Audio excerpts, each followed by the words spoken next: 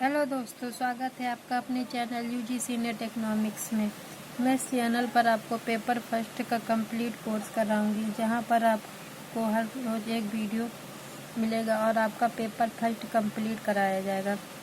जैसा कि आप सब जानते हैं कि हमारे सिलेबस में जो पेपर फर्स्ट का यूनिट है उसमें टीचिंग एप्टीट्यूड दिया है। एनटीए का इसको रखने का भी एक मेन उद्देश्य है, क्योंकि आगे चल कर के हमें यही प्रोफेशन हमारा होगा। आइए हम पढ़ते हैं टीचिंग एप्टीट्यूड क्या होता है। तो टीचिंग एप्टीट्यूड का मतलब होता है शिक्षण अभिक्षमता। अगर हम लोग शिक्षण की बात करें तो शिक्षण मतलब होता है सीख देना या सीखना। शिक्षण जो शब्द है वो संस्कृत के शिक्ष धातु से बना है, जिसका शाब्दिक अर्थ होता है शिक्षा प्रदान करने की एक प्रक्रिया है, मतलब प्रोसेस है। आइए अब अभिक्षमता जानते हैं क्या होता है। अभिक्षमता मतलब होता है योग्यता, कि आप में कितनी योग्यता है, आप कितना सीखे हुए हैं, आप में कितना ज्ञान है। मान लीजिए कि आपने पीजी तक का पढ़ा है, तो आप अपने सब्जेक्ट के आप उस पार्टिकुलर सब्जेक्ट के बारे में आपकी अंडरस्टैंडिंग क्या है या आपकी दक्षता क्या है, क्या आप उस सब्जेक्ट को जितना आप पढ़े हैं उसको अच्छे से प्रस्तुत कर सकते हैं, आपको उसको प्रेजेंट करने की योग्यता क्या है, आप कितना जानकारी रखते हैं उसमें। तो यही सब हमारी अभिक्षमता योग्यता कहलाती है। आइए अब जानते हैं मीनिंग ऑफ द टीचिंग क्या होता है। शिक्षण का अर्थ, जैसा कि शिक्षक एक व्यापक संप्रदाय है, क्योंकि यह संज्ञा के रूप में एवं क्रिया के रूप में दोनों के रूप में इसका प्रयोग किया जाता है। व्यापक संप्रदाय से पहले हम लोग शिक्षा का संकुचित संप्रदाय जानना जरूरी है। क्यों संकुचित संप्रदाय में क्या होता है, किसी जो शिक्षा होती है वो किसी शैक्षिक संस्थान तक ही सीमित होती है, मतलब इसमें फॉर्मल एजुकेशन प्राप्त करना ही इसको शिक्षण कहते हैं।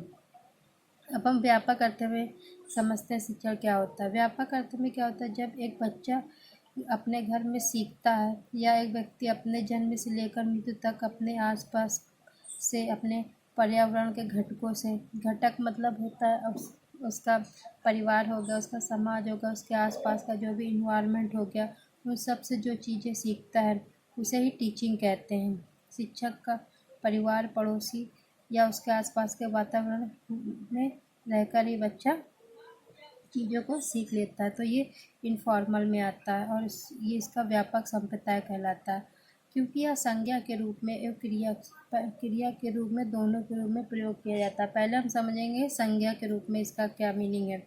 संज्ञा के रूप में इसका मतलब है कि जो भी पढ़ाने वाले व्यक्ति का है उसका कार्य क्या है, उसका पेशा क्या है। एक टीचर का कार्य क्या होता है, एक टीचर का कार्य होता है कि अपने बालक का मानसिक विकास करना और उसे समाज का एक योग्य नागरिक बनाना है और उससे शिक्षा देना है। अब हम लोग देखेंगे क्रिया के रूप में क्या इसका मतलब होता है। क्रिया के रूप में होता है किसी काम को करने या होने का बोध होना। टीचर का काम क्या है, बच्चों को पढ़ाना, बच्चों का मानसिक विकास करना। बच्चों को अगर टीचर पढ़ा रहा है, क्या वो जो पढ़ाने जा रहा है उसको उसके बारे में पता है, वो अपने बच्चों को अच्छे से पढ़ा लेगा, उसको अपने सब्जेक्ट के बारे में बोध है, पता है, जानता है। अगर वो खुद सब्जेक्ट के बारे में नहीं जानेगा तो अपने बच्चों को कैसे पढ़ा पाएगा। तो क्रिया का मतलब यही है। तो उन दोनों के रूप में इस प्रयोग किया जाता है। आइए जानते हैं टीचिंग एज अ नाउन। जैसा कि पहले भी बता चुके हैं, संज्ञा के रूप में शिक्षण एक व्यवसाय है, अर्थात किसी व्यक्ति के जीवन उपार्जन का उपकरण या साधन। अगर हम लोग टीचिंग का नाउन के रूप में यूज करें तो टीचिंग क्या है, एक व्यवसाय है, किसी व्यक्ति के जीवन उपार्जन का उपकरण या साधन। आजकल बड़े बड़े इंस्टीट्यूट क्या कर रहे हैं, टीचिंग के द्वारा एक व्यवसाय चला रहे हैं, क्योंकि उनको भी अपने लाइफ को जीने के लिए धन की आवश्यकता होती है। धन के उपार्जन का वो टीचिंग को अपना एक व्यवसाय या उपकरण या साधन बना रहे हैं। टीचिंग एज अ वर्ब क्या होता है, क्रिया के रूप में शिक्षण एक ज्ञान, सिद्धांत, नियम का एक व्यक्ति से दूसरे व्यक्ति में स्थानांतरण है। टीचिंग वर्ब के रूप में, वर्ब का मतलब है किसी काम को करने या होने का बोध होना। टीचर का काम क्या है? पढ़ाना। अगर वो भी जो भी सब्जेक्ट पढ़ाने जा रहा है, क्या उसके बारे में उसको पता है, तभी ना वो दूसरे व्यक्ति तक का अपनी नॉलेज को पहुँचा सकता है। तो यही क्रिया का टीचिंग के रूप में मतलब होता है। तो आइए जानते हैं teaching as a noun and teaching as a verb में कौन ज़्यादा इम्पोर्टेंट है। तो teaching as a noun and teaching as a verb में टीचिंग एज अ वर्ब जो होता है वो ज़्यादा महत्वपूर्ण होता है, क्योंकि teaching as a verb women मतलब मनुष्य के बीच चलने वाली एक प्रक्रिया है। और वुमेन में क्या इंडिविजुअल डिफरेंस होते हैं। जो टीचिंग होती है वो मनुष्य के बीच में चलने वाली एक प्रक्रिया होती है। मनुष्य के बीच में क्या होता है? इंडिविजुअल डिफरेंस होता है। मतलब कि जब एक अधिक नॉलेज रखने वाला व्यक्ति कम नॉलेज रखने वाले व्यक्ति के ज्ञान में वृद्धि करता है, तो उसको भी हम लोग शिक्षण कहते हैं। तो शिक्षण वुमेन के बीच में चलने वाली प्रक्रिया है।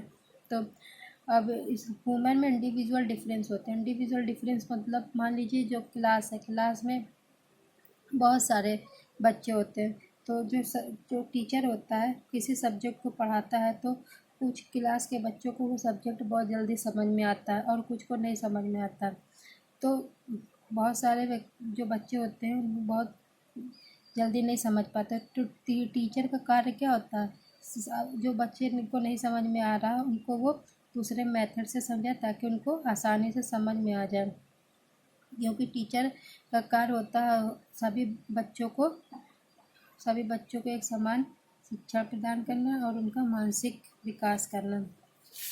आइए आगे देखते हैं। शिक्षण किसी भी ज्ञान, नियम, सिद्धांत, मूल, आस्था, विश्वास आदि का एक व्यक्ति से दूसरे व्यक्ति में व्यवस्थित स्थानांतरण होता है। शिक्षण मतलब टीचिंग किसी भी ज्ञान, जो भी नॉलेज है, नियम, सिद्धांत, मूल, आस्था, विश्वास आदि का एक व्यक्ति से मान लीजिए जो टीचर है कि अगर टीचर अपनी जो भी बॉन्डिंग स्टूडेंट से नहीं इस्टेब्लिश्ड कर पाएगा, तो बच्चे क्या उस पर विश्वास नहीं करेंगे। जब बच्चे को विश्वास हो जाता है हाँ ये टीचर बहुत अच्छा पढ़ा रहा है, तो ही वो अपने टीचर से सीख पाते हैं।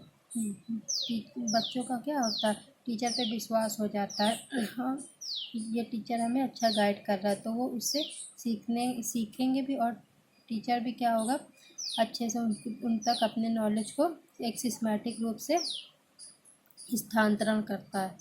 अब देखते हैं नोट। संप्रेषण प्रक्रिया में भी क्या होता है, नियम, विचारों, भावनाओं का स्थानांतरण होता है, लेकिन इसका कोई मनोवैज्ञानिक आधार नहीं होता है। जबकि शिक्षा के अंतर्गत जब भी किसी ज्ञान, भावना का स्थानांतरण होता है।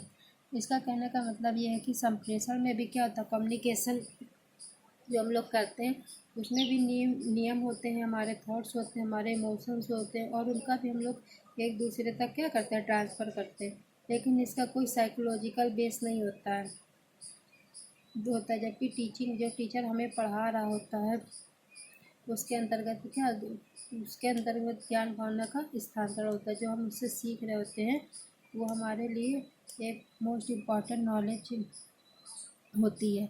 देखिए हिंदी का जो शिक्षा शब्द है वो संस्कृत के शिक्ष शब्द से बना है, जिसका अर्थ होता है सीखने और सिखाने तक ही सीमित है। मतलब जो हिंदी का शिक्षा शब्द है वो संस्कृत के शिक्ष शब्द से बना है, जिसका मतलब भी सीखना है, सिखाने तक ही सीमित होता है।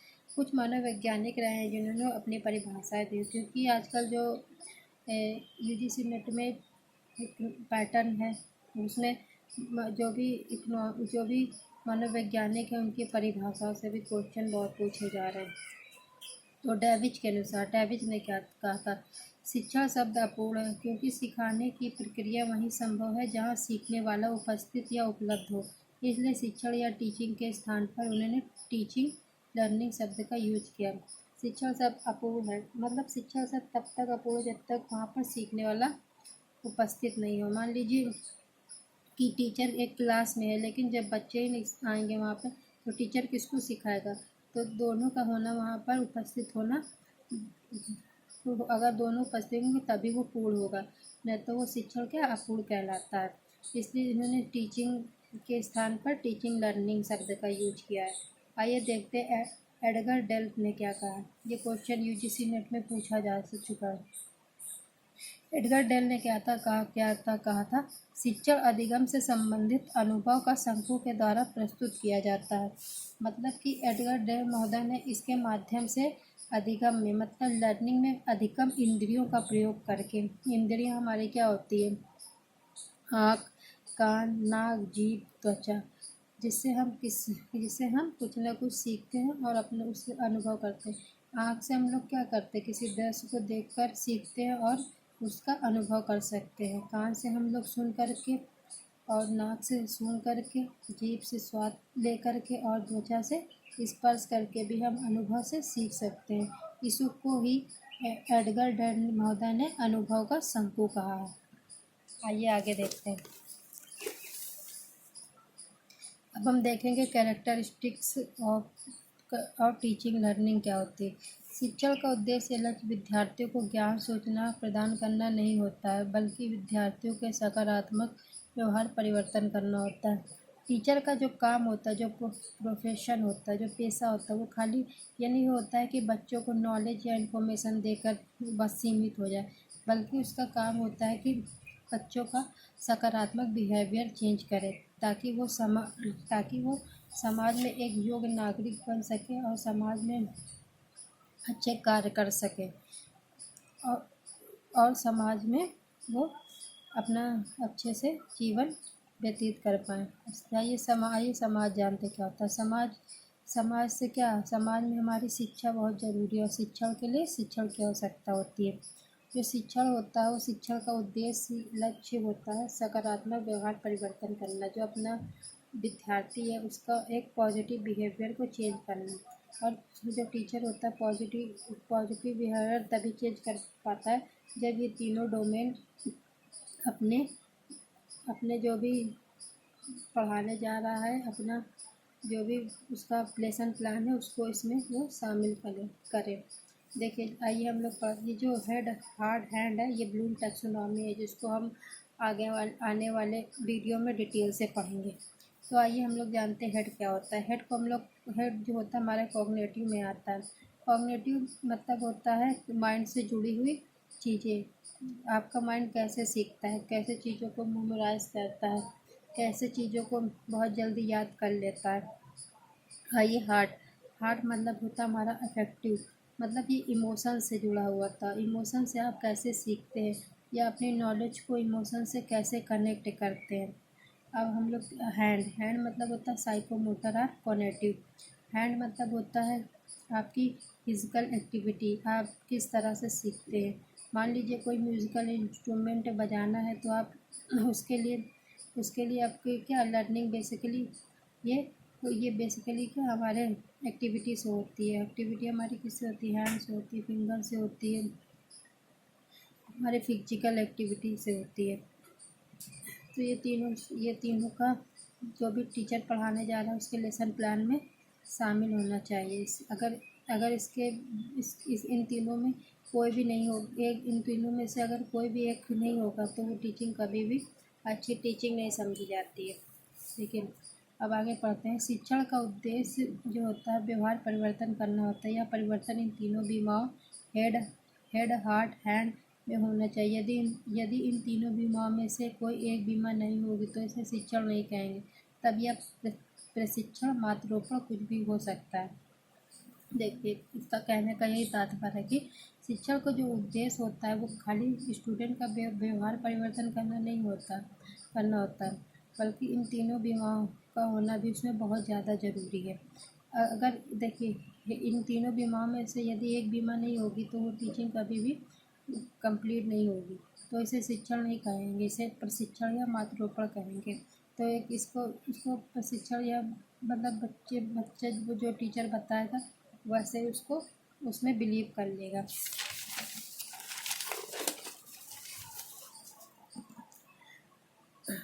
शिक्षण एक मार्गी द्विमार्गी त्रिमार्गी होता है, परंतु सबसे अच्छा शिक्षण द्विमार्गी माना जाता है। शिक्षण एक मार्गी मतलब इसमें खाली टीचर का ही शामिल होगा।